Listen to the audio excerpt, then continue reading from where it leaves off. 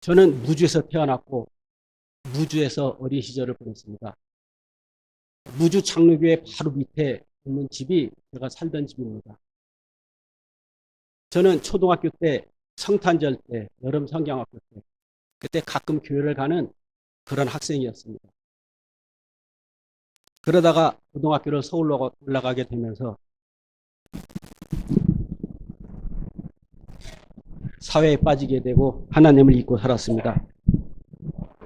하지만 하나님은 그때 그 어린 시절에 저의 마음속에 믿음의 씨앗을 뿌려주셨었고 저희 아내와 결혼하는 35살부터 설천교회를 다니기 시작했으니까 이제 34년 되었습니다. 하지만 저는 34년 교회 다니는 동안 그저 그런 믿음으로 그냥 교회를 다녔습니다. 하나님은 그러던 저에게 변화를 주셨습니다. 2018년 12월 16일 벌써 6년 되었습니다. 집에서 TV를 보고 있는 제 마음속에 이렇게 살다가는 죽어서 지옥 간다라는 그런 울림이 생겼습니다. 다음 날도 그 다음 날도 계속 그 생각이 떠나지 않았습니다. 어떻게 해야 될지 방법을 찾지 못해서 다음에 2019년부터 새벽 기도를 나오기 시작했습니다. 며칠로 끝날 줄 알았는데 갈수록 더 뜨거워졌고 눈물도 나고 또 큰 소리로 기도하고 싶은데 여러 성도님들 때문에 소리를 지를 수가 없어서 비전관으로 올라갔습니다. 캄캄한 비전관에서 찬송가를 틀어놓고 울면서 큰 소리로 기도했습니다. 밤에도 10시가 되면 집에서 기도했습니다. 에코라 아파트로 이사를 오는데 제가 11층 맨 꼭대기층으로 이사를 오게 돼서 집에서 보면 교회 십자가가 환하게 보입니다. 그래서 밤마다 10시가 되면 십자가를 보면서 또 기도했습니다. 월요일에도 쉬지 않고 새벽 기도 드렸습니다. 그리고 성경을 읽기 시작했습니다. 하루에 1시간이고 2시간이고 시간 가는 줄 모르고 읽었습니다. 2달 반 만에 일독을 끝내고 또다시 읽기 시작했습니다. 사실 그때 저는 하나님이 곧 저를 불러서 사명을 주실 거라고 생각이 들었습니다. 기도할 때면 하나님이 나를 어떻게 부르실까? 종고야라고 부르실까? 아니면 김집사라고 부르실까? 기대하면서 매일 새벽 기도를 드렸습니다. 그러던 어느 날 기도 중에 한 이야기가 제 머릿속에 쭉 떠올랐습니다. 제목도 함께 떠올랐습니다. 그 제목이 강가의 돌멩이였습니다. 한 사람이 강변을 거닐다가 조그맣고 이쁜 돌멩이 하나를 주었습니다. 그 돌멩이는 자신이 선택받았다는 생각에 기분이 참 좋았습니다. 그 사람은 그 돌멩이를 집으로 가져가서 탁자 위에 올려놓았습니다. 돌멩이는 주위가 어두워서 이곳이 어딘지 잘 몰랐고 날이 밝기를 기다렸습니다. 이윽고 날이 밝고 주위가 환해지자 돌멩이는 주위를 둘러보았습니다.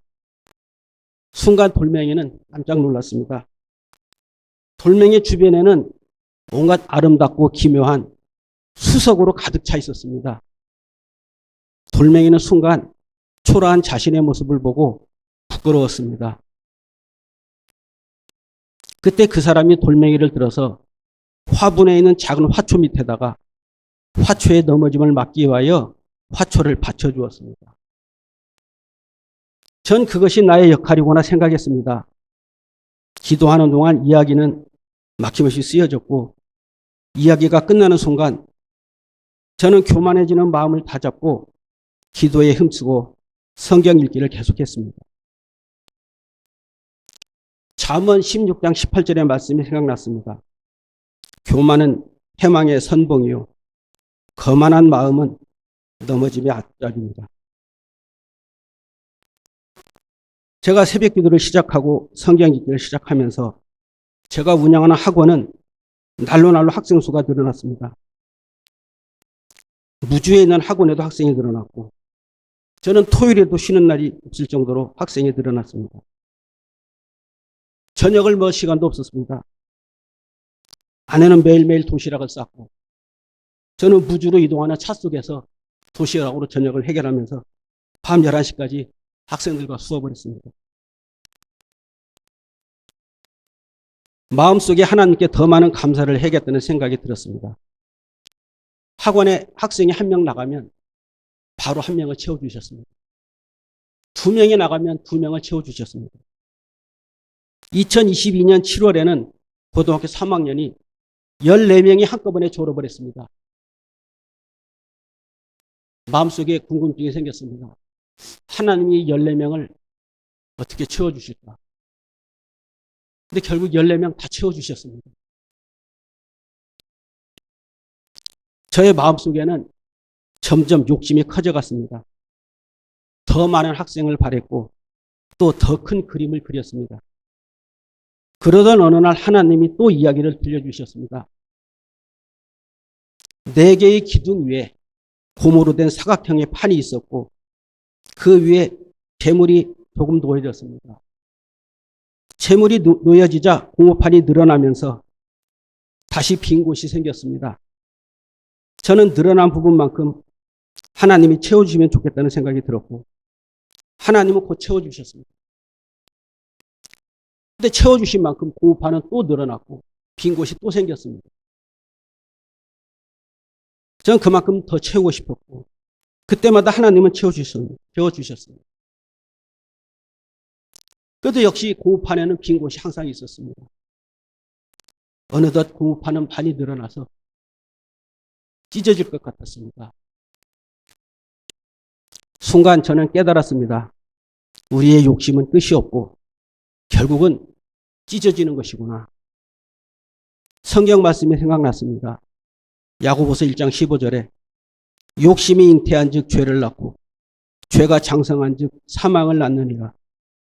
저는 만족하며 살기로 마음먹고 매일매일 기도할 때마다 마음을 잡았습니다. 성경을 읽어가면서 일독일독 쌓여서 어느덧 10독을 넘으면서 우리가 육신을 위하여 매일매일 밥을 먹듯이 우리의 영을 위하여도 매일매일 말씀을 먹어서 우리의 영을 살찌워야 하겠구나 하는 생각이 들었습니다. 나도 모르게 집에서 학원에서 말이 순화되고 긍휼히 여기는 마음들이 생기면서 제 자신이 변화되기 시작했습니다. 성경을 읽으면서 마음속에 남는 것은 경건한 예배였습니다. 가인의 제사와 아벨의 제사로 대변되는 경건한 예배. 우리는 예배를 드릴 때마다 하나님이 이 자리에 함께 계신다고 고백합니다. 신령과 진정으로 예배 드리기를 기도합니다. 그러나 우리의 예배를 보면 시작부터 끝까지 눈 감고 졸고 있는 사람, 예배 중에 무엇이 그리 궁금한지 핸드폰을 눌러대는 사람, 다리를 꼬고 앉아서 예배를 드리는지 학원에 강의를 들으러 왔는지 구분이 안 되는 사람, 예배 중에 울리는 핸드폰 소리, 과연 하나님은 우리의 예배를 받으실까 하는 생각이 들었습니다. 조는 사람은 예배 때마다 졸았습니다. 핸드폰은 늘 옆에 놓고 세상을 궁금해하는 것 같았습니다. 예배 드리는 그 한 시간도 하나님께 온전히 드리는 시간으로 만들지 못하는 그 사람들에게 어떻게 하면 마음 상하지 않게 전달할 수 있을까? 참으로 답답했습니다. 그래서 하나님께 기도했고 하나님은 오늘 저에게 이렇게 시간을 허락해 주셨습니다. 제가 한동안 방송실에서 영상을 담당하던 때가 있었습니다. 위에서는 본의 아니게 아래 성도님들이 잘 보입니다.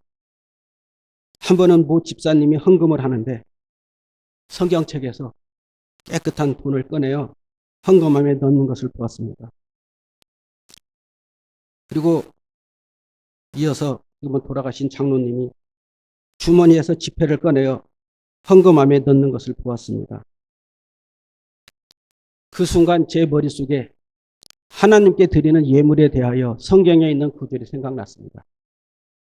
점도 없고 흠도 없는 것으로 예물을 드리라는 그 말씀이 생각이 났고, 그 다음부터 그 집사님한테 배운 대로 매월 초에 헌금 액수의 2배를 찾아서 그중에서 깨끗한 돈만 골라서 성경책 앞에 넣어두고 이를 생활화했습니다. 하나님은 하나씩 하나씩 저의 잘못된 예배를 고치셨고, 저는 매일 아침 새벽 기도 때마다 말씀과 찬양과 기도로 무장하고 사탄 마귀와 싸움에서 이기게 해달라고 기도했습니다. 오늘 이 새벽 기도의 힘으로 오늘 하루를 승리하게 해달라고 기도했습니다. 또 오늘 할 일을 내일로 미루지 않게 해달라고 기도했습니다. 매일 기도하고 말씀 읽기를 해오던 저에게 또 하나님은 기타를 연습시키셔서 지금 이렇게 찬양도 같이 하고 있습니다. 제가 6년 동안 새벽기도 드리면서 겪었던 일, 또 꿈에서 보여주셨던 일 등 많은 경험은 또 말씀드릴 기회가 있을 것입니다. 오늘 저의 이야기가 우리 성도님들의 믿음에 조금이라도 변화가 되어 우리가 신령과 진정으로 예배드리는 교회가 될 수 있기를 소망해 봅니다. 저는 생일이 2개 있습니다. 태어난 생일과 또 하나는 저에게 울림을 주셨던 12월 16일, 이렇게 2개의 생일을 가지고 있습니다. 아무것도 한 것이 없는 저를 불러주셔서 변화되게 하시고 또 새벽 기도의 용사로 삼아주시고 말씀과 찬양과 기도로 무장시키셔서 복에 복을 더하여 주신 하나님께 매일매일 감사하며 하나님께 모든 영광을 올려드립니다. 감사합니다.